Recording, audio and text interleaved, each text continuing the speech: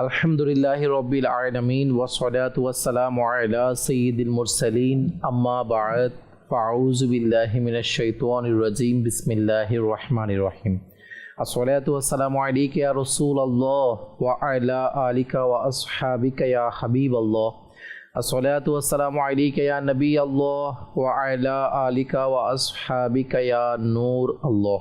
মাদানী চ্যানেলের দর্শক শ্রোতা, আলহামদুলিল্লাহ উপস্থিত হয়েছি মাদানী চ্যানেল বাংলার মাশাআল্লাহ ধারাবাহিক একটি অনুষ্ঠান জ্ঞানের ভুবন। দর্শক, এই অনুষ্ঠানের মধ্যে আমরা আল্লাহ পাকের দয়া, দিন ইসলামের জ্ঞান অর্জন করার যে সৌভাগ্য অর্থাৎ ইলমে দিন অর্জন এর অন্যতম একটি মাধ্যম কিতাব, ইসলামী পুস্তিকা অধ্যয়ন করা। তো আলহামদুলিল্লাহ দাওয়াতি ইসলামের প্রকাশনা প্রতিষ্ঠান রয়েছে মাকতাবাতুল মদিনা। মাকতাবাতুল মদিনা থেকে আলহামদুলিল্লাহ আমাদের অসংখ্য কিতাব প্রকাশিত হয়ে থাকে, যেটি আমাদের প্রকাশনা প্রতিষ্ঠান। তো এই মাকতাবাতুল মদিনার আলহামদুলিল্লাহ অসংখ্য কিতাব, তার মধ্যে একটি কিতাব হচ্ছে যেটি আজকে আমরা আলোচনা করব, খুবই সুন্দর আলহামদুলিল্লাহ এবং পবিত্র এই মাস সম্পর্কিত যে কিতাব সেটি হচ্ছে কারবালার ঘটনা প্রবাহ। জি হ্যাঁ, কারবালার ঘটনা প্রবাহ। এই কিতাবটি আলহামদুলিল্লাহ দাওয়াতি ইসলামের একটি অন্যতম বিভাগ আল মদিনাতুল ইলমিয়া, যেখানে আলিমে দিন ওলামায়ে কেরামদেরকে নিয়ে এই বিভাগটি আলহামদুলিল্লাহ সুসংগঠিত হয়েছে এবং যেখানে আলহামদুলিল্লাহ আমাদেরকে আমাদের এই আলিমে দিন এবং এই বিভাগের মাধ্যমে অসংখ্য কিতাব, যেগুলা আলহামদুলিল্লাহ বিভিন্ন পূর্ববর্তী বুজুর্গানে দিন যারা রয়েছে রাহিমাহুমুসসালাম, তাদের লিখিত কিতাবগুলো আলহামদুলিল্লাহ আমাদের মাঝে খুবই সহজ ভাষায় আলহামদুলিল্লাহ তারা প্রকাশ করে থাকেন।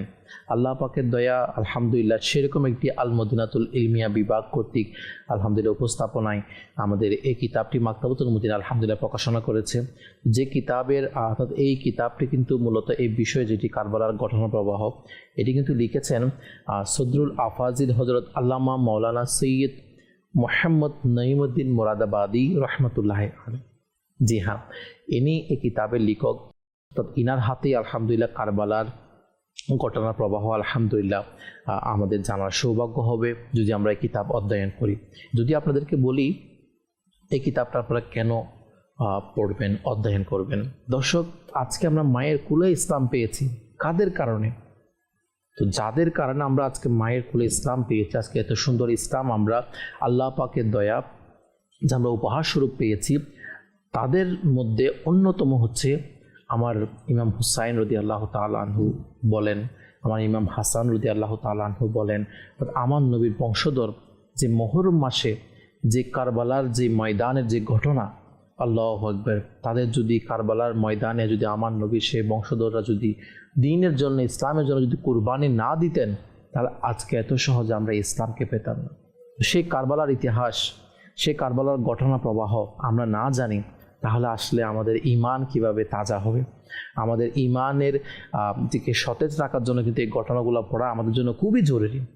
তো আলহামদুলিল্লাহ দাওয়াত ইসলামী আমাদেরকে খুবই সুন্দর একটা কিতাব উপহার দিয়েছে, কারবালার ঘটনা প্রবাহ। তো এই কারবালার ঘটনা প্রবাহ এই কিতাবটি আমরা পড়লে কি জানতে পারবো, তো সেটি আমরা কয়েকটা পয়েন্ট আপনাদেরকে আমি তুলে ধরবো।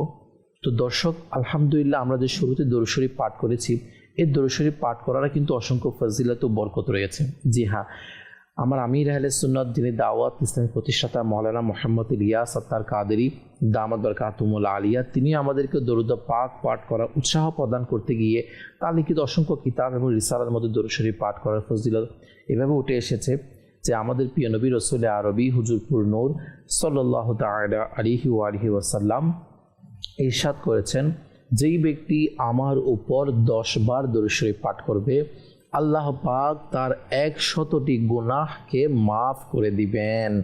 সুবহানাল্লাহ, সুবহানাল্লাহ। আল্লাহ পাকের কত বড় দয়া, গুনাহ মাফের মাধ্যম। মাত্র 10 বার দরুদ শরীফ পাঠ করব আর আল্লাহ পাক আমার আপনার 100টি গুনাহকে মাফ করে দিবেন। সুবহানাল্লাহ। আল্লাহ তাআলা আমাদেরকে আমল করার তৌফিক দান করুক, আমিন। আসুন আমরা মহব্বত সহকারে দরুদ শরীফ পাঠ করি। সল্লু আলাল হাবিব সাল্লাল্লাহু তাআলা আলা মুহাম্মদ সাল্লাল্লাহু তাআলা আলাইহি ওয়া আলিহি ওয়াসাল্লাম। তো দর্শক, এই কিতাবটি যদি আমরা অধ্যয়ন করে আমরা কি জানতে পারবো, কয়েকটা পয়েন্ট আপনাদেরকে আমি বলি। আলহামদুলিল্লাহ, এই কিতাবের মধ্যে স্পেশালি যারা আহলে বাইত রয়েছেন আলাইহিমুর রিদওয়ান, তাদের কেমন ফজিলত, কেমন বরকত, আহলে বাইত কারা, আহলে বাইতদের সম্মান করার কেমন ফজিলত, আহলে বাইতদের সাথে বেয়াদবি করার আবার কেমন শাস্তি, আল্লাহু আকবার আল্লাহু আকবার, এভাবে আহলে বাইতের কেমন বরকত রয়েছে, বিস্তারিত আল্লাহ পাকের দয়া আপনারা যদি এই কিতাবটি অধ্যয়ন করেন আপনারা জানতে পারবেন।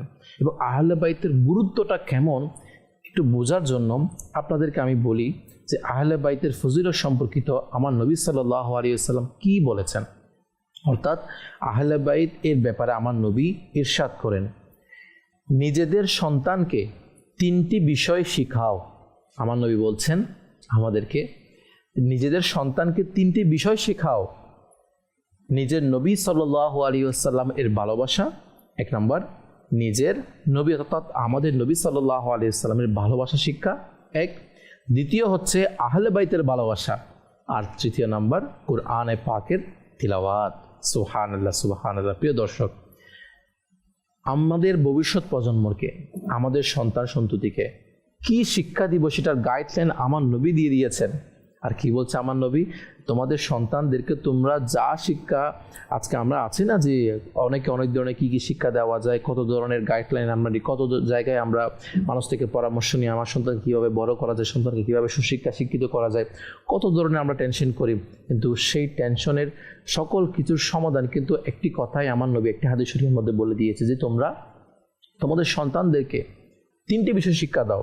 1 নম্বর হচ্ছে আমি নবীর ভালোবাসা সাল্লাল্লাহু আলাইহি ওয়াসাল্লাম, দ্বিতীয় নাম্বার কি আহলে বাইতের ভালোবাসা, যেটা আজকে আমাদের টপিক, জি হ্যাঁ আহলে বাইতের ভালোবাসা, আর তৃতীয় নাম্বার কোরআনে পাকের তিলাওয়াত। খুবই জরুরি একটা টপিক এবং খুবই জরুরি একটা হাদিস শরীফ এটা আমাদের জন্য। তো এখান থেকে বোঝা যায় যে আহলে বাইত এটার গুরুত্ব কতটুকু, যে আমাদের নবী এ ব্যাপারে আমাদেরকে বলেছেন। তো আহলে বাইত কারা, আহলে বাইতের ফজিলত কি, বরকত কি, কি বিষয় আছে বললে না জানতে পারবো। আমি অনুরোধ করবো ইনশাআল্লাহ আপনাদের সকলকে যে আহলে বাইতের বরকতের কথা, আহলে বাইতের ফজিলতের কথা আরেকটু উৎসাহের জন্য আপনাদেরকে বলি। আমার নবী সাল্লাল্লাহু তাআলা আলাইহি ওয়াসাল্লামের যেই আহলে বাইত রয়েছেন তাদের ব্যাপারে বলা হচ্ছে, আমার নবী ইরশাদ ফরমাচ্ছেন, আমার আহলে বাইতের উদাহরণ নূহের নৌকার নেই। আল্লাহু আকবার। আলাইহিস সালাতু ওয়াস সালাম, যেই এতে আরোহণ করলো সে মুক্তি পেল এবং যে এটা আরোহণ করবে না ধ্বংস হয়ে গেল। আমরা তো জানি হযরত নূহ আলাইহিস সালাতু ওয়াস সালামের সে প্লাবনের কথা, সে ঘটনা বিস্তারিত। যারাই আমার হযরত নূহ আলাইহিস সালাতু ওয়াস সালাম এর নৌকার মধ্যে উঠতে পেরেছিল তারাই সফল হয়েছিল, তারাই বেঁচে গিয়েছিল। আর যারা আমার নূহ আলাইহিস সালাতু ওয়াস সালামের বিশ্বাস করে নাই, তার উপরে ঈমান আনে নাই, আর সেই কিস্তির উপর সেই নৌকার উপর উঠে নাই, তারা ধ্বংস হয়ে গিয়েছিল। তা আমার নবী সেই নূহ আলাইহিস সালাতু ওয়াস সালাম এর উদাহরণ এনে বলছে যে আমার আহলে বাইত এটা নূহ আলাইহিস সালাতু ওয়াস সালামের সেই নৌকার কিস্তির নেই, সে নৌকার মতো। যারা আমার আহলে বাইতকে ভালোবাসলো, যারা আমার আহলে বাইতের পক্ষে আসলো, তারা সঠিক পথে রয়েছে, তারা জান্নাতি। আর যারা সেই নূহ আলাইহিস সালাতু ওয়াস সালামের পথে থাকবে না বা নূহ আলাইহিস সালাতু ওয়াস সালামের যেই কিস্তিতেও নৌকাতে উঠবে না, অর্থাৎ আমার নবীর আহলে বাইতকে ভালোবাসবে না, আহলে বাইতের গুরুত্ব বুঝবে না, তাহলে তাদের অবস্থা কি হবে আপনারা বুঝে উঠতে পেরেছেন।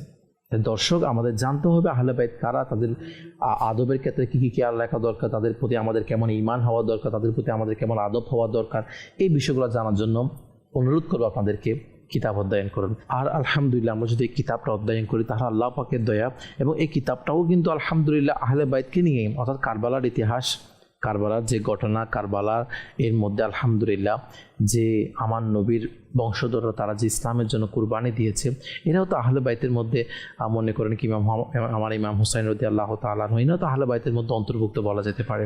তো আলহামদুলিল্লাহ আহলে বাইতের বরকত জানার জন্য কিন্তু কিতাবটা খুবই জরুরি। এবং আরেকটা খুব সুন্দর পয়েন্ট, সেটা হচ্ছে এই কিতাবটার মধ্যে আল্লাহ পাকের দয়া যে খোলাফায়ে রাশেদিন, জি যারা ইসলামের খলিফা ছিলেন, প্রথম খলিফা, দ্বিতীয় খলিফা, তৃতীয় খলিফা, চতুর্থ খলিফা, যেটা ইসলামের সোনালী যুগ ছিল, ওই ইসলামী সোনালী যুগ আলহামদুলিল্লাহ যেটা ব্যাপারে আমরা গর্ব করি এবং আমরা এটাও আশা করি যে আল্লাহ পাকের দয়া যদি সে সোনালী যুগ যদি আবার ফিরে আসতো কেমন দয়া হতো আল্লাহ পাকের। আলহামদুলিল্লাহ তো আল্লাহ পাক যা করেন ভালোর জন্যই করেন।